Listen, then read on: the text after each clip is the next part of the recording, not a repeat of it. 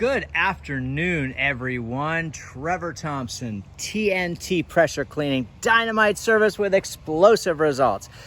Want to show you guys how we protect the mortar. And so there's a lot of talk about soft washing versus XJetting, high pressure, low pressure. Soft washing is using a chemical to do the cleaning. We also use chemicals to do the cleaning for us. Soft washing is fantastic for a controlled spray.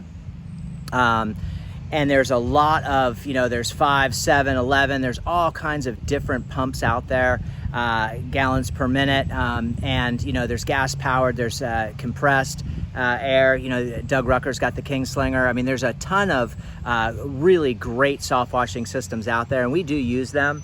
But I primarily, for this rig, am strictly XJet.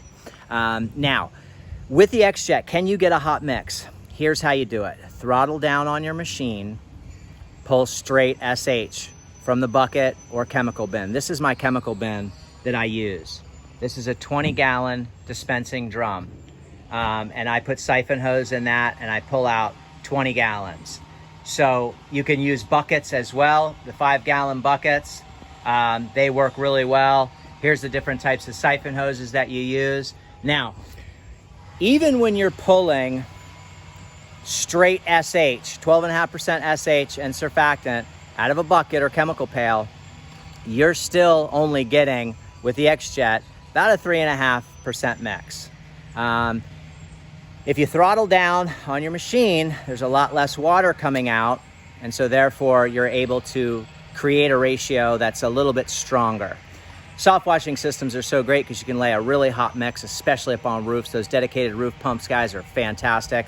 XJet, going up on an XJet with a bucket on a roof is pretty dangerous, and it's just a pain in the butt. So get a dedicated 12-volt roof washing system. I'm going to shut the water off really quickly, and I want to show you guys what we're doing in here.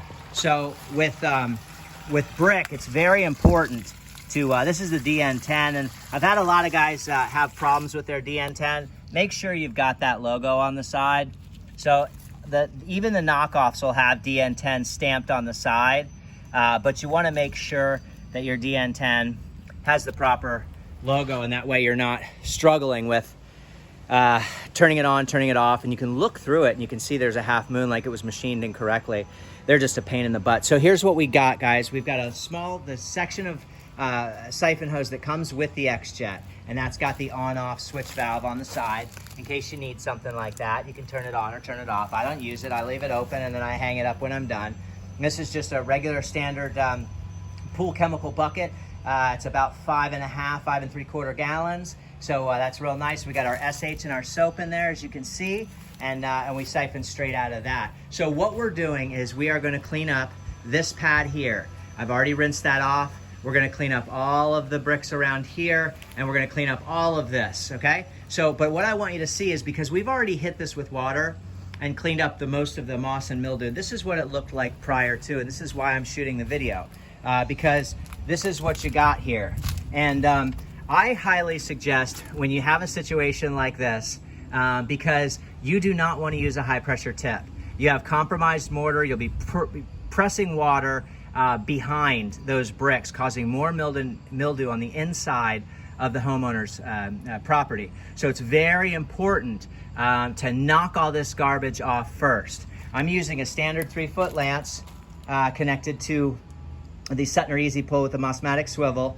Just a standard 3-foot lance, and you can see the XJet on the end here. And on this XJet, obviously, you have the brass barb to siphon, and you have the twist nozzle here, allowing you to differentiate your spray pattern.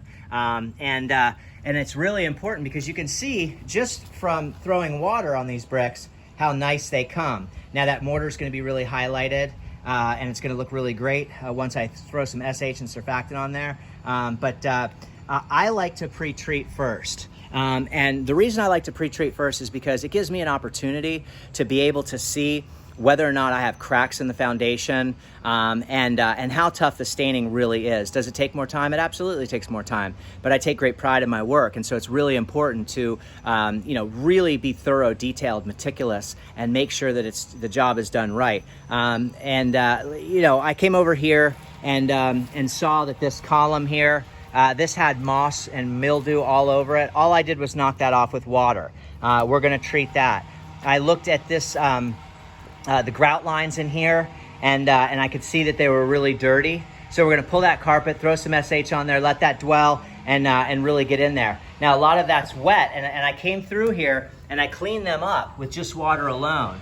But once I put that SH down there, it's going to really brighten those up and make them look like this, which was done just with water, not with SH. That's those grout lines. So I kind of wanted to take an opportunity to stop working and to show you guys what I like to do with brick, because you cannot be hitting brick with high pressure. It is just the biggest no-no out there.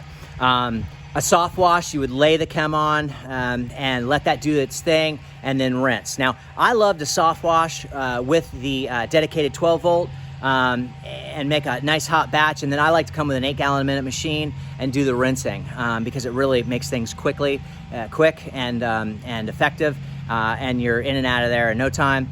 So those 8-gallon-a-minute machines, but you got to have a 325-gallon buffer tank, and you need to make sure that that tank is being filled up with at least 4 gallons a minute coming from the residential water supply. Otherwise, every 45 minutes or so, you're going to find yourself, or even every couple of hours, you're going to find yourself refilling that tank. So, but with the XJet, great work can be done. You can really take this situation here and knock it all off, as you can see I've done right there. Now, keep in mind, everyone, I have not laid any chemical whatsoever. So I'll give you an example. Let me go back to this. This right here that you see, your mildews, your molds, your algae, your plant growth, everything, it looked like that all up here. So you can see all of those bricks up there desperately need some SH and surfactant. And we actually could do a little efflow treatment.